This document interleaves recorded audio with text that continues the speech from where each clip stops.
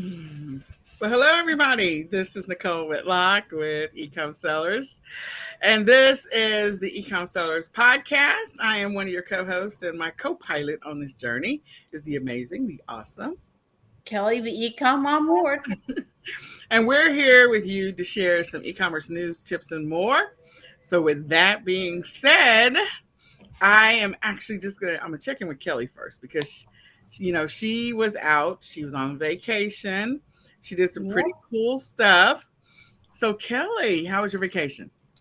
it was nice. A lot of driving. We had drove all the way from the Houston area all the way to North Carolina, and then we were at a tournament. It's a worldwide tournament for the martial arts we do, and then we came home. My son actually got third place in his ring for sparring.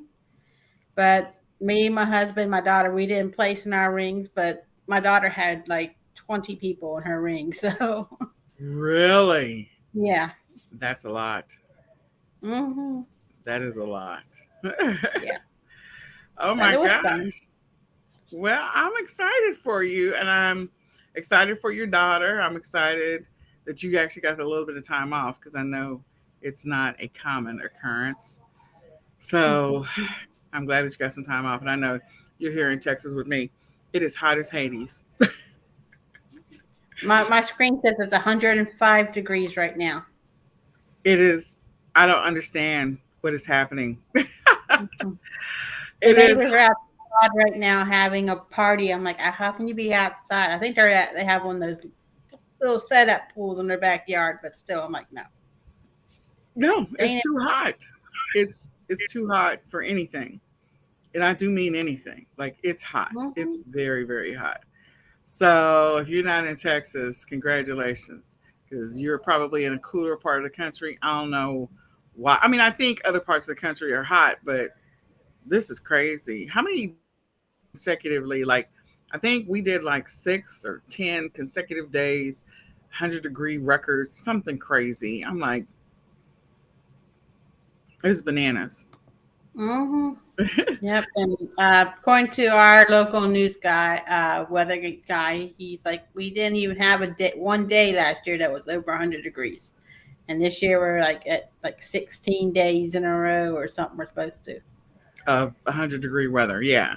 Hmm. So for us, we went on vacation too. I didn't really go on vacation. I don't call it a vacation. I took the boys on their trip. We do this special needs uh, family camp, and it's always a great time for them. I worked the majority of it because I'm still, playing catch up on 9,000 things. So we did that, and Nicholas had an amazing time. We went there with Joni and friends, and then after that, the family retreat in Texas. And then we went to Morgan's Wonderland, and we went with another family that's also on the same journey as mine, and we had a great time. Then we headed back home, and now my son's gone again. Got up this morning at 4 o'clock. No, yeah, 3:30 to get him to the church at 4 o'clock. So I'm tired. It's been a long day. We spent the last couple of days just pulling it together just to get him to the church and get all this stuff done. But I digress. So if all of you are on vacation, enjoy it. Don't do what I do because I'm just trying to play catch up. But the great thing about it is those who are with my kiddos, they they're able to watch them, and that helps me to be able to. Well, they don't really need watching, but they're able to entertain them so that I can get some work done. So I'm grateful to them for that. But in any case, I am getting ready to turn this over to Miss Kelly because Kelly always covers the news. So, Yes, I found some news. some news. Okay, we'll go for it. The floor is yours. I know we talked about Poshmark is having their in live Posh Fest here in Houston area. Mm-hmm. I don't remember exact dates. I believe it's in September sometime, but the price of the tickets weren't out at the time, and the tickets they've been released. They're $249 for the Posh Fest. Okay. So better snap get them before they sell out. And book your hotels and stuff if you plan to go. Um, but unfortunately, I'm not planning to go because it happens to fall during the week on the days I work my nursing job. So really, dog. Um, so we can't attend. You go. Yeah. Um, okay, for eBay announced their eBay Open, which is going to be a hybrid event of being online and having three in-person events across the United States. It's going to be September 21st to the 23rd, which is a Wednesday, Thursday, Friday. The online event is free to attend. Um, on the 23rd, they'll have the three in person events, and one in New York City, one in Austin, Texas, and one in Los Angeles. One in And Austin. Okay. yeah, the in person events do cost $20 to get a ticket to, but the attendees will receive a $20 gift card for eBay, some eBay swag, and a lot more. Okay. And registration opens for the online and the in-person events on July 20th. Okay. So just keep an eye out for that. Amazon. Amazon is telling the sellers to get rid of their Mylar stash bags.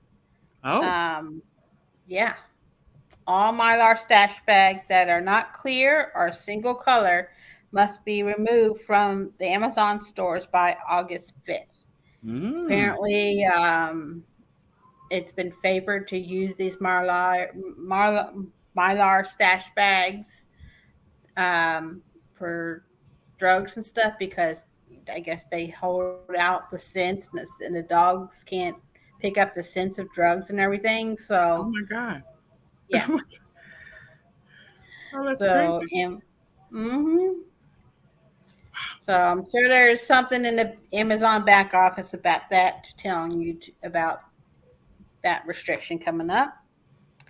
Also, this isn't really e-commerce. I just thought it was interesting that Amazon has struck a deal with Grubhub to add food delivery perks to its Prime membership. They're trying to add more perks to their Prime membership since they increased the cost recently.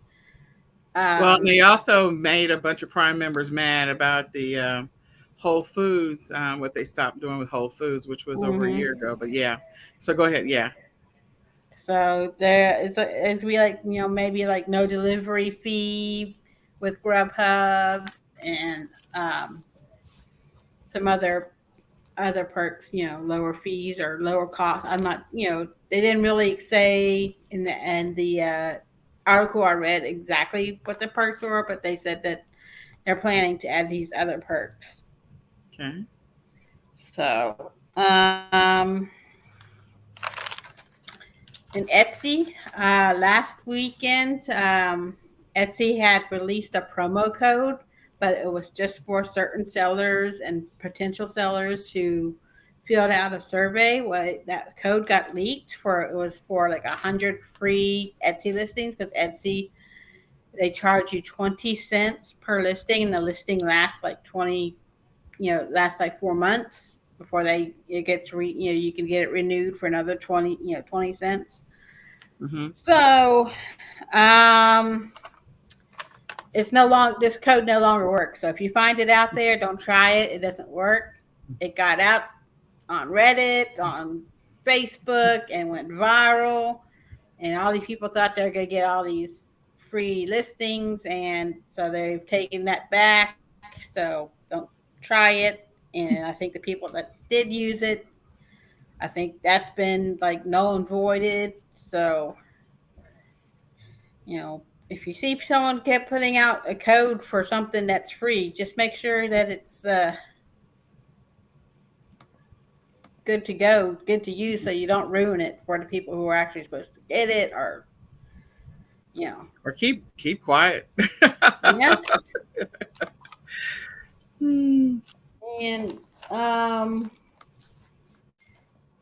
also, Amazon Prime's coming up, Amazon Prime Days. And a lot of places are saying, you know, you might as well skip it because they think it's not going to be the lowest prices on these items that they're going to be showing on these lightning deals and everything. They're, you know, a lot of articles are advising people to skip it because also other places are doing their lower prices. So make sure that you're price checking because maybe you think you're getting a better deal on Amazon just because it's a Prime Day deal, but it could be a better deal at Walmart or Best Buy or Bed Bath and Beyond. Having they're all marking down stuff too. So Yeah. just do your due diligence when you are, because I know everyone's crunching a little their bank accounts a little tighter because of well price the price of gas has gone down a little bit here. So I don't know about up there. We actually I saw gas for $3.99. I know some places are $6 or $7 a gallon, but we've got to about $4.99, and now I saw $3.99 this today when I was out doing some grocery shopping. So prices are going Wow. down a little bit at the pump. All right. Anything else that you saw? Not really, no. But it was Okay, like so it was a holiday weekend last week, so all right. Well, I'm trying to find this. There's an article that I'd seen earlier, and for whatever reason, I failed to include it in, I found it in the news. So there we go. I found it. So now I'm going to include it. So let me share my screen and give me just a second.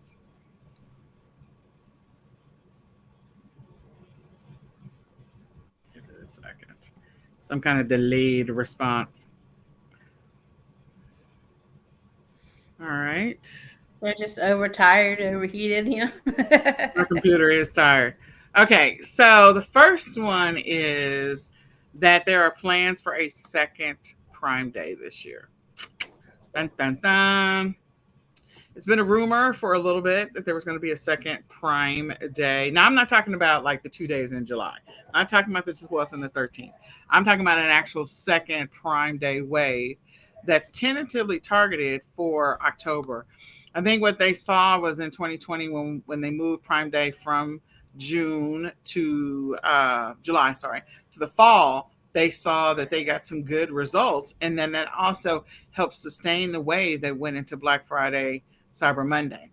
Don't know if that's going to still be the case this year, but they're talking about a second wave for a Prime Day. So if you didn't get your stuff in for Prime Day, if you didn't get your listings up, if you didn't take action in your business, definitely take action before October. Okay. Get going, get started, get focused, get consistent. The tentative target time frame, listen to that. That's a whole bunch of T's. It's around October, but it could be before then. They could surprise us. But the word on the street is that it's potentially around October. So this article comes to us from CNBC, and that means, of course, as sellers, that'll help more sellers get into the black. Because again, that's really what really happens in Q4 is that everybody's in the black. They're maybe running red all year, and then now they catch up because of all the massive sales that are happening. So pay attention, see what's happening. And also, we're at the beginning of July. Well, really, this is the second full week in July. We're going to start seeing some stuff coming out from Amazon for those Amazon sellers at probably the middle of August. So this is like your 30 to 40-day warning. You're going to see some emails come out from Amazon, maybe 50-day warning. And if you are a person that is wanting to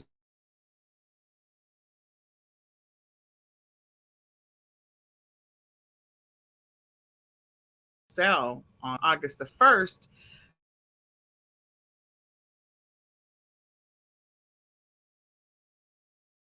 fulfilled requirements. Okay, so it's the holiday shipping requirements for toys for merchant fulfilled.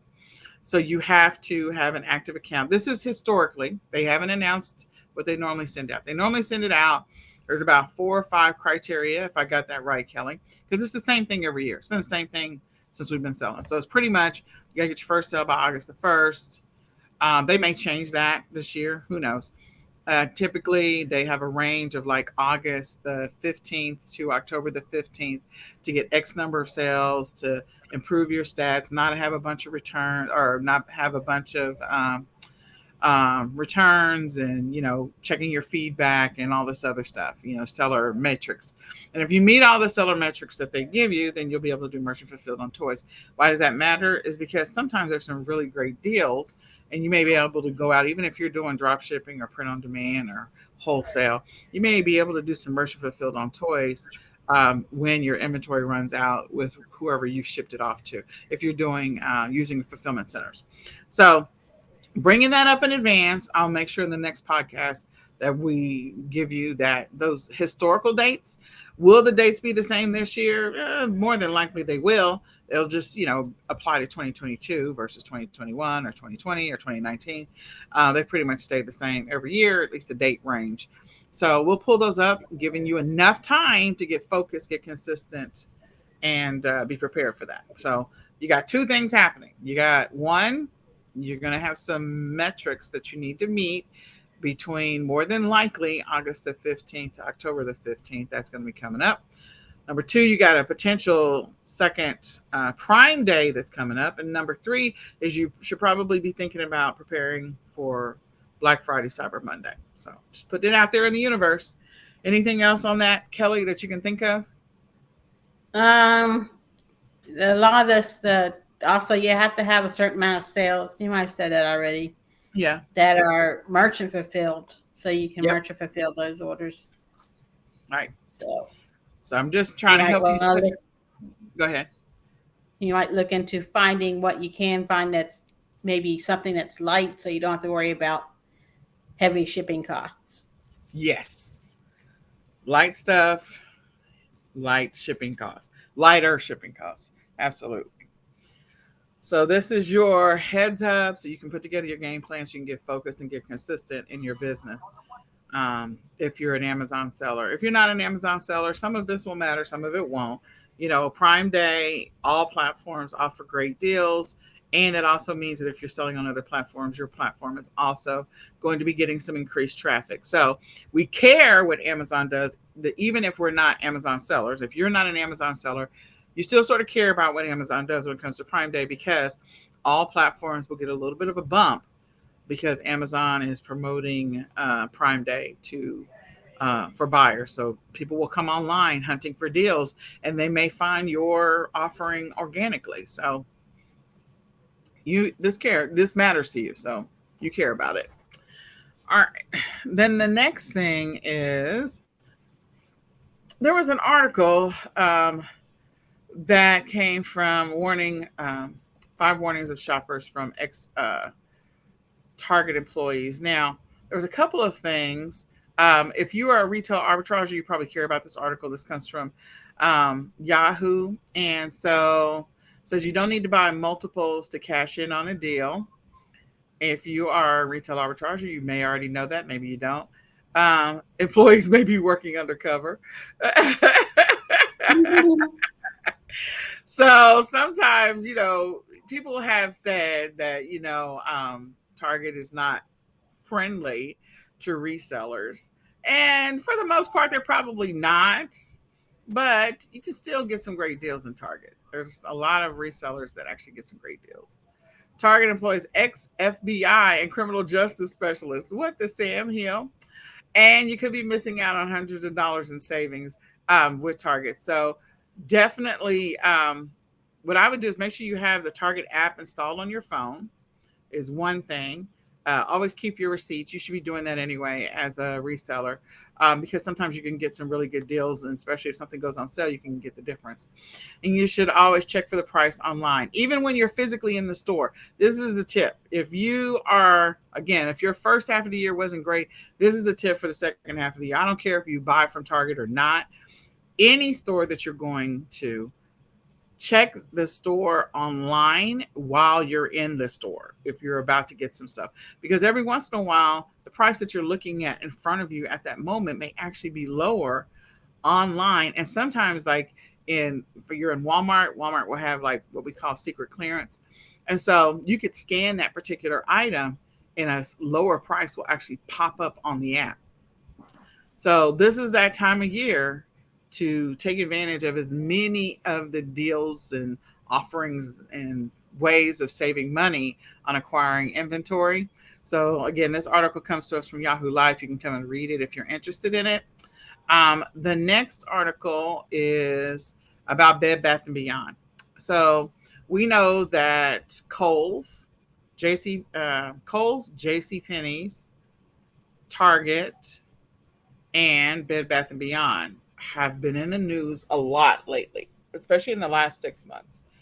They are experiencing some challenges financially. There are some buyers out there that were going to buy like Kohl's and I think Bed Bath and Beyond, and then they backed out.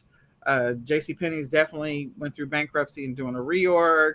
And then Target sent back a bunch of the vendor ordered inventory for this year, and they have a bunch of stuff on sale. So every week, if you're a retail arbitrage, or even if you're not, if you're looking for inventory to be able to sell, to source for Q4, you need to roll through your local Target, and you should probably don't overlook the opportunity to check out Bed Bath and Beyond. I know some of the Bed Bath and Beyond locations are closing, so you might want to do a search to see if one of yours is closing soon, and you know, be on the lookout for deals. You should be like every week if you're doing retail arbitrage, trolling those 4 stores because you're probably going to have find some amazing deals, and check what they're doing online and also check what they're doing in the physical stores themselves. Because sometimes, as if they are in peril, then the only thing that you're going to see online is what they're offering for all stores. If a specific local store is in distress or about to be closed, then they're going to probably have better deals than what you can get online. And I remember that's what happened with Toys R Us. It's like some of the deals that you could get locally in the store were not some of the things that were nationwide until they got down to the last couple of stores closing for Toys R Us. I still can't believe it's gone. But anyway, um, the next article is, this one has created quite the stir. And I don't know that we all know how this is 100% going to shake out for all the platforms. But a lot of the store chains are looking at and have been allowing people to keep returns. Now, as a seller, I'm not trying to have you keep my returns. I want my stuff back. If you want your money back, I want my stuff back. Yep, So, I'm sorry. so this makes for People gotta see that, and then they're like, "Well, Amazon does it. Why don't you do it on eBay?" Because I'm not Amazon. I don't have that kind of. yeah. I don't have that kind of money. So this actually has been on several news outlets. This happens to be ABC Chicago, but you can just do a search for store chains allowing you to keep your returns, your unwanted returns. So I'm waiting for each one of the platforms to sort of address this. This has been over a week now since the first time we heard this, almost 2 weeks. And I don't know that they fully addressed it, because there might be an expectation, because this has been in the news, and how they're going to. So we're going to keep monitoring any communication that any of the major platforms gives us that's contrary to what we as sellers have an expectation of. Like, if you want your money back, I'm going to need you to send my stuff back. You're not keeping my stuff. I am not Walmart. Even if I sold my stuff on Walmart, that does not mean that I don't want my stuff back. So, um, we're going to be digging into this, because this may be the thing through the end of the year. As I mentioned last year, I've been talking about this all year long. So this is the first time you've been watching the eCom Sellers podcast, then we invite you to come back, because we do this every week. But last year and the year before, they were talking about the fact that the number of returns were higher than expected. So they normally have a trend of anywhere from 7 to 9%, I believe, were the stats. Now you can go back and double check, because I might be a little off here. And the returns went up exponentially more than what they were preparing. And so now all of that surplus and returns are going there's companies that take the returns, processes them, and send them over to liquidation. Well, liquidation pallets have increased significantly because of all the returns from last year. So I'm thinking, the stores are probably going to position themselves to say this year, we don't want your stuff back. We don't want to have to deal with sending it over to a third party so that they can sell it to a liquidation pallet, sell it to a liquidation company. Like, we don't want to do all that. So I'm guessing that that's probably what's going to happen.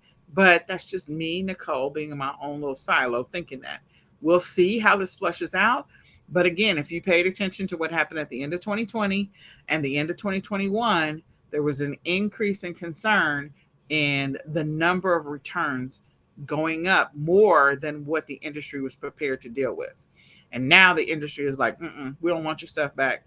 So this should be interesting. I don't know. You just need to be prepared for it, and you got to figure out what your strategy is. And for those of you that like your sales are enough, and so you can take a loss, that's fine. But for little other sellers, they probably cannot do that. That may not be an option for them. So just putting that out in the universe and sharing that with everybody. It's something to think about. You may have to put that into your strategy as a seller, and how you're going to deal with it or how you're going to address it. All right. So then I don't know what happened to this article. This is good housekeeping. And this article, I don't know. Did it go away? Okay. We'll see if it comes back. I'll It come back to ghosted you. I know. Okay, so yeah, this is again about Bed Bath and Beyond. So that's one you really want to continue to monitor, because there's probably going to be some amazing deals and sales that you can take advantage of, or some clearance that's going to be out there in the universe. So again, if you're a person that's been buying liquidation pallets, or you have access to be able to go look at those wholesale pallets of inventory that Bed Bath and Beyond is not receiving, because they're another retailer that's not receiving inventory. When I say not receiving, they have told their vendors that they typically order inventory from. And remember, a lot of these companies order their inventory anywhere from 18 to 36 months in advance. That's what they typically do. So they have told them, yeah, we know we ordered this, but we don't want it now. So they've just rejected these pallets, which means there's more inventory out in the universe for you to be able to buy at a discounted rate and resell it yourself. Okay, so this comes to us from New York Post, and this was the article Kelly was talking about Amazon Prime subscribers can get Grubhub Plus free for a year. So you best believe your girlfriend Nicole here is going to be checking into that. Whatever Grubhub Plus offers, if you're a Prime member, I would suggest you look into that. As I said before, there's some chains that are closing. So you might want to do a search. This comes to us from Best Life to go see what stores are permanently closing in your area. And then Target, like Kelly said, that we've been saying for a while, but there's several stores that are, having their own version of a Prime Day. Walmart. Oh, and I knew what we were going to talk about today. Target Plus. So like Walmart has Walmart Plus, Target has Target Plus. So we will talk about that next week. But in any case, Target is having some sales this weekend and through next week that are again direct competition with Amazon. So as she said before, they're like, look, shop around before you make a purchase, because you might actually get something at a lower price. But I will tell you, the stores I've mentioned before, you can probably get a boatload of inventory for Q4 from them right now at a discounted price. Plus, remember, Bed Bath & Beyond sends out that little, was it 10% off, 20% off mailer. So Yeah. check your mailbox, because they spend a lot of money on that mailer every single week, or at least every month. You get that little flyer mailer, and so that's always a good one. All right, so this finally came back, sort of. It's not back up, but the list of back to school supplies. This comes to us from Good Housekeeping, so you can go take a look at it. And this may be a hint or an insight to you on what you could potentially be selling for back to school. Back to school typically runs the beginning of July to about the middle to end of September. So that's a wide range of sales opportunities for back to school. So it's not just school supplies. You got to buy clothes, socks, shoes, whoops, underwear, all of that stuff. And all of that is part of back to school. So and then also computers and computer accessories, phones, and all of that stuff. So back to school is here. All of our back to school aisles at our Walmart. I went there this weekend. And I'm like, oh, so 6 aisles of back to school supplies are already up. And as soon as school is out, back to school comes back in. Put that on your calendar so you can remember for next year. Is there anything else, Yep. Kelly, you can think of that any other news that you? Well, I always notice, I mean, this is be like the first year I don't have to shop for back to school because I don't have any kids in school anymore. But that's the back to school sales start like as soon as July 4th is off, boom, Yeah. back to school starts. So that's when you start looking for the back to school deals. And you're like, well, maybe I don't sell on Amazon. I don't be You can still find stuff for dorm rooms and such to sell, maybe some used items to put on eBay and Mercari and stuff. Do bundles of, maybe have clothes that your kids outgrew. Do bundles of clothes that your kids outgrew. Uniforms. Maybe you had, your child has to wear a uniform, and they have a bunch that they outgrew from last year, but they're still in really good condition. You can still Yep. put those up on, because right now with the price of gas and the increase of food and such, lots of parents might be looking to get good used clothes for their children for school because they can't afford to buy everything new. Absolutely.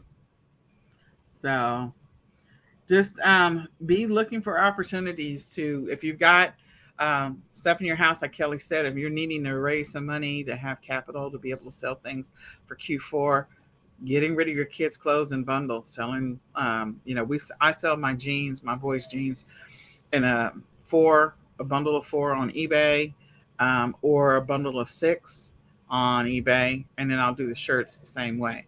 So that's a great way to raise some money. Put those listings up because somewhere somebody is going back to school.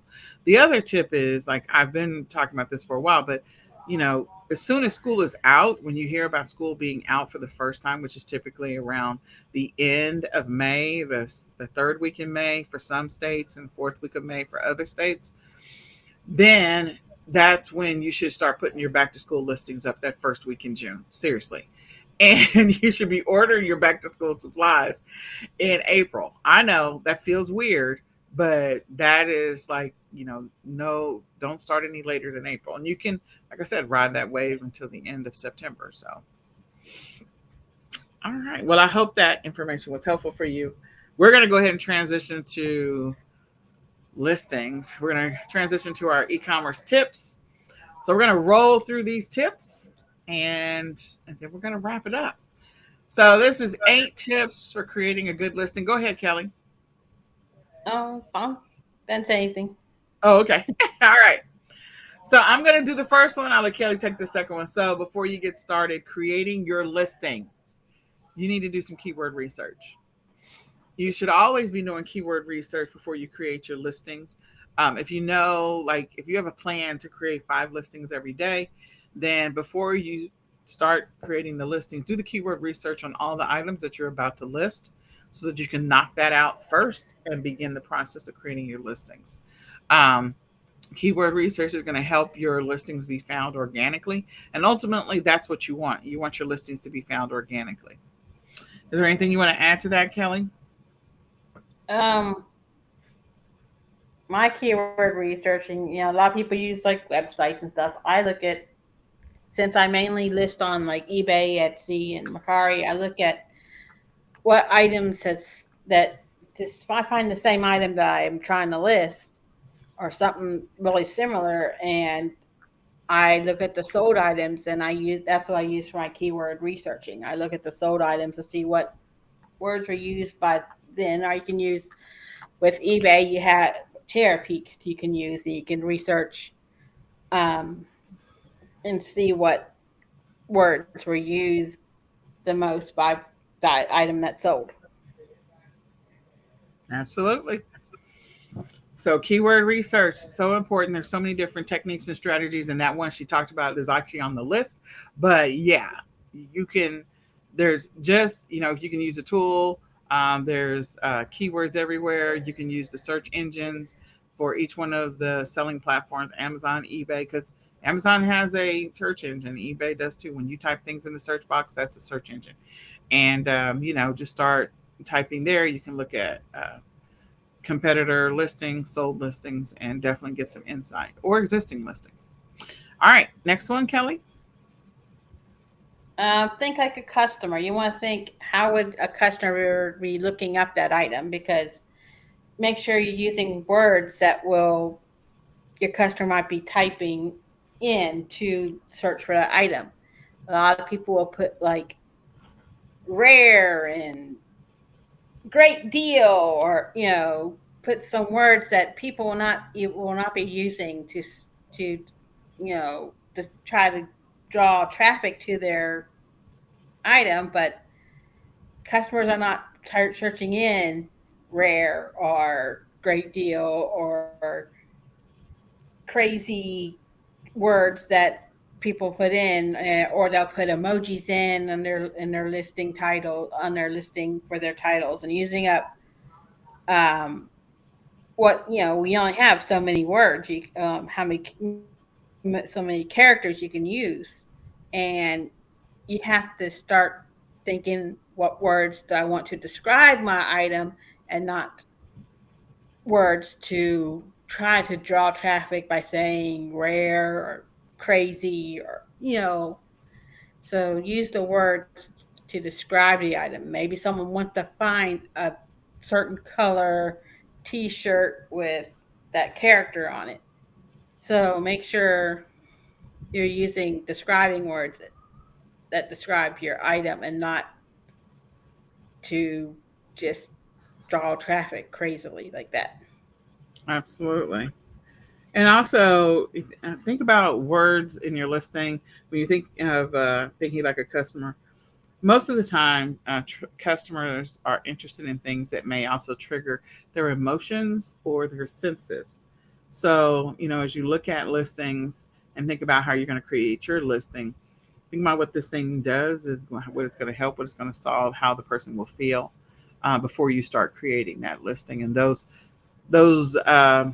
items, those words, those feelings, those thoughts may become part of your listing in some kind of way or description.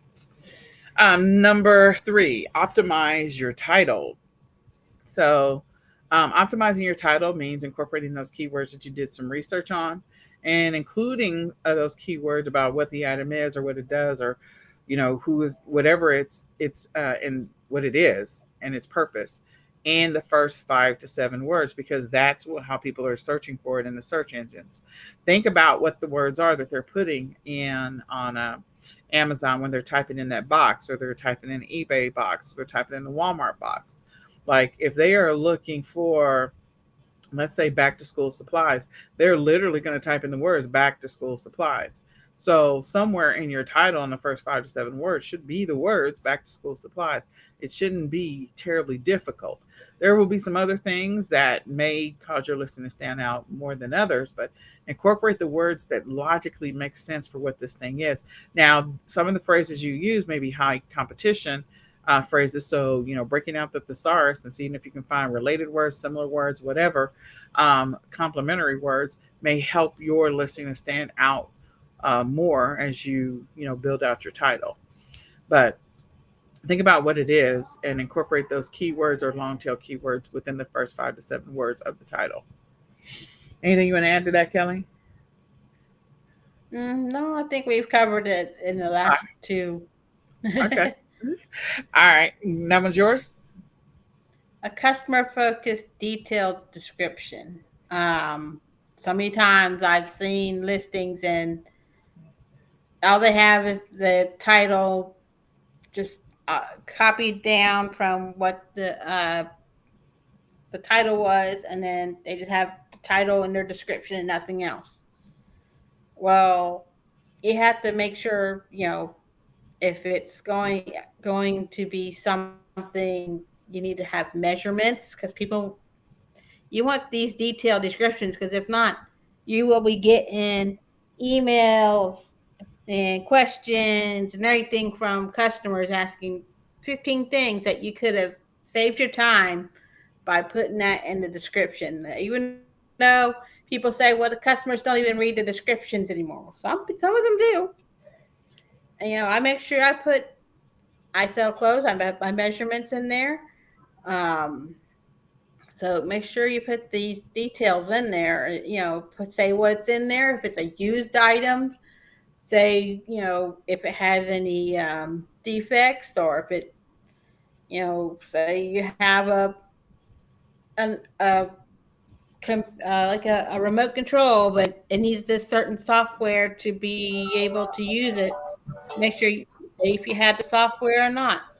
Um, I so, had no idea why all my alarms are deciding to go off right now. That is so funny. Go ahead, Kelly. but make sure that you put all these details in there because if it's not detailed, that can lead to a lot of returns. Yes, So you want to save yourself on returns, and you want to save yourself from getting 15,000 questions about the item too. right.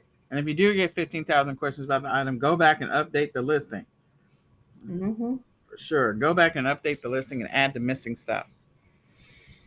All right. Take high quality photos or use high quality images. If you're not taking the photos yourself, make sure you're using high quality images and name your images um, when you are uploading them to whatever site that you're selling on. Make sure that the item is full and bright on the main image because you don't want to have a main image where the image of the product is in the middle and there's a whole bunch of white space around it. Your goal is that as soon as this person pulls up the product on their phone or they pull it up on their computer, that it takes up the majority of the white space. So make sure that it's taking up the majority of the white space and that you edit it if you need to or crop it so that you can get more of that real estate. Make sure you're aware of the dimensions for the different platforms that you sell on for those the main image and any secondary images that you upload for your listing. So you need to know what that is. So you don't have grainy or fuzzy images. You want them to be clean and clear and crisp if possible. And there's tools you can use to clean the background if clearing the background makes sense. Not all images it makes sense to clear the background. So, anything else you want to add to that, Kelly? If you're taking your own photos, make if you have something that's reflective, make sure you see what that item's reflecting back into the camera. Yep. Just saying. So many things come to mind. All right, let's go ahead, Kelly. Price your product correctly and competitively. So you have to look to see what is this price, this item selling for historically and recently. Um, this can, you're like, well, it's July right now, and I want all this Christmas stuff, but it's selling really low. Well, eBay has a great thing called Terapeak, and you can look back at that item and at the last 12 months, and you can see what it sold for around Christmas time. So if you're wanting to sell that waiting for it to sell at higher price, you could probably list it now at the lower price and then later on increase it to the higher price because people are willing to pay more during closer to the holidays. So you have to see what the prices are doing historically. You can use tools like Camel, and Keepa on eBay to see how the price fluctuates then. Because you can go around and see, 3 months, 6 months, and 12 months how the prices have changed and does it kind of go up and down. Maybe there's certain times of year that item tends to sell for a higher price, and you can follow the historical rates on those items. But don't also make sure you're not the one that's going to be causing the race to the bottom either. Yeah. So I know you want your stuff to sell, but don't be the one to cause everyone else to start lowering their price because you have the lowest price, and then they want to try to beat yours, and then you got buyer C trying to beat that person, and next thing you know, no one's making any profit because everyone's trying to sell and they run the price down to nothing.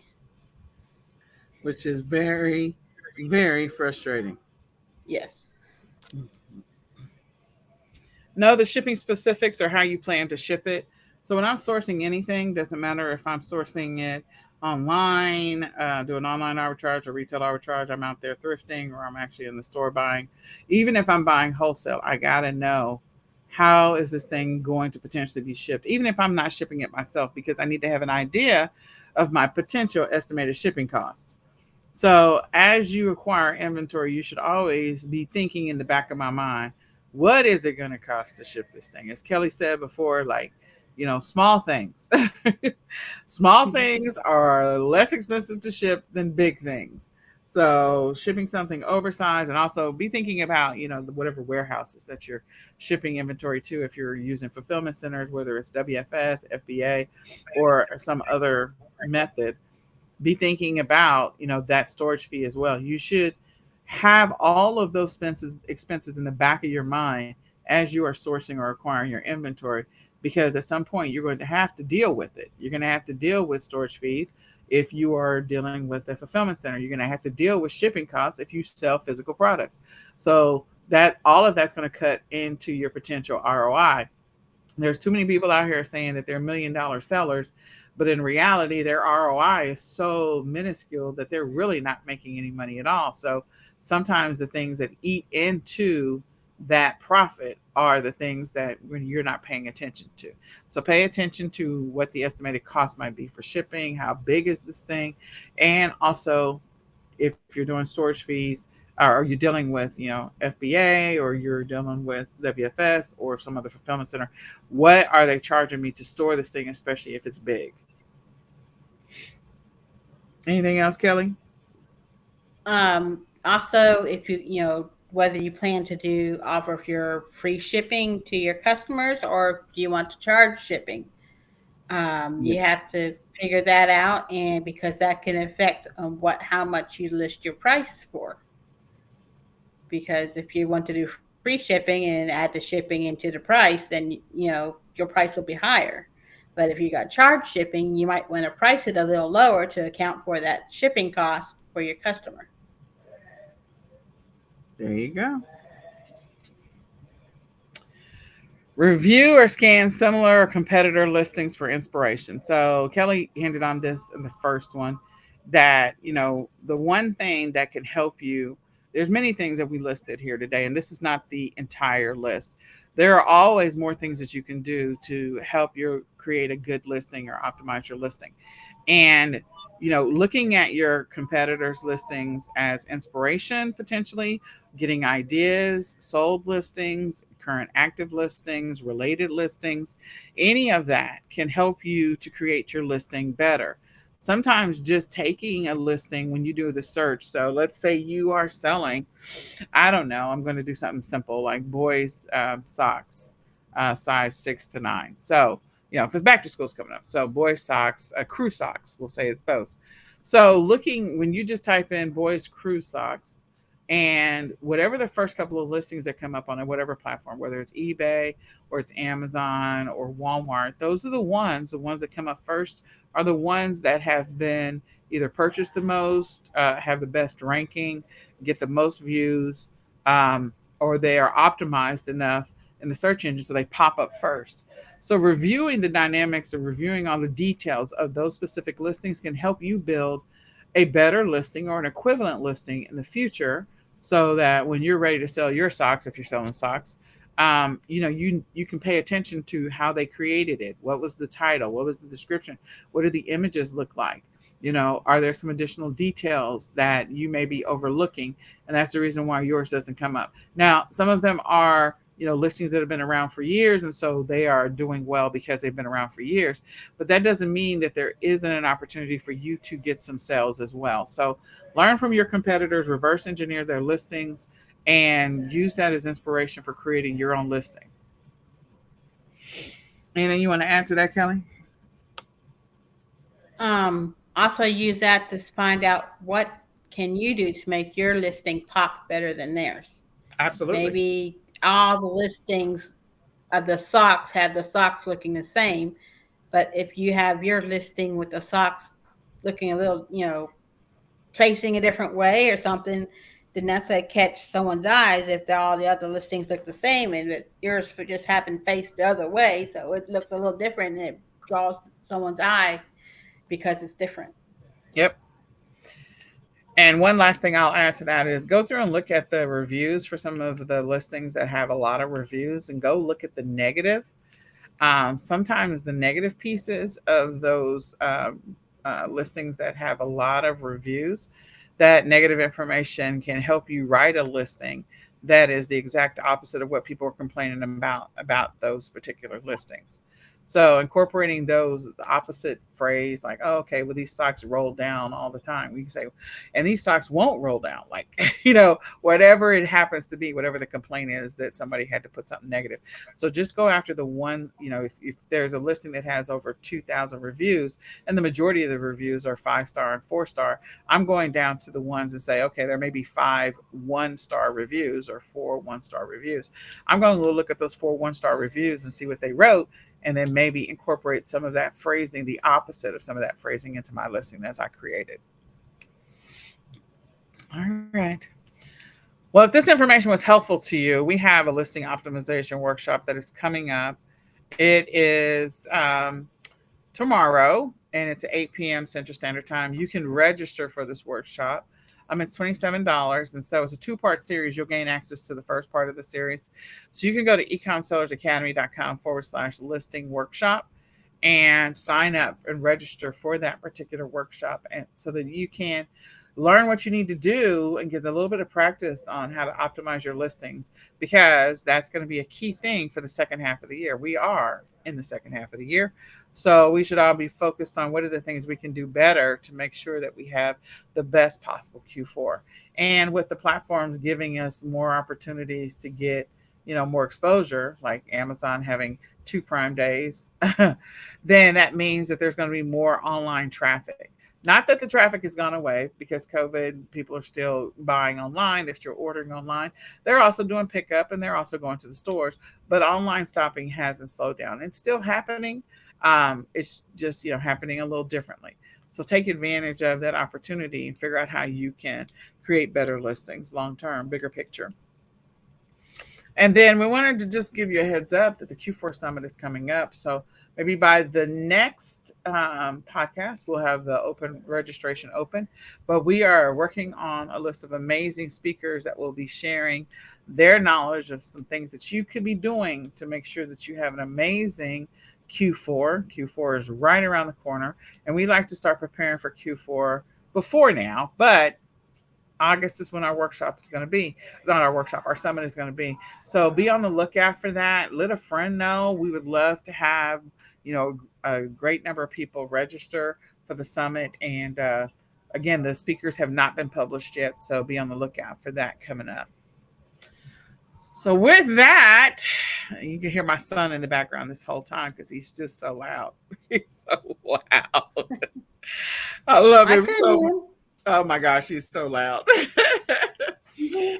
So that is it for now. I can't think of anything else. I'm sure we have a lot of other stuff coming on. I do invite you all that if you are not on Clubhouse to come check us out on Clubhouse. We're also live in the e-commerce planning Facebook group every single day, or at least we try to be every day. So come check us out there. And with that, we do this every Monday at 8:30 p.m. Central Standard Time. Come back, share this out with a friend, let somebody else know about the eCom Sellers podcast. And my name is Nicole Whitlock, Kelly, the Ecom Mom Ward. and we will see you next time on another episode of the eCom Sellers podcast. We're going to say goodbye for now. Bye, y'all. Yay.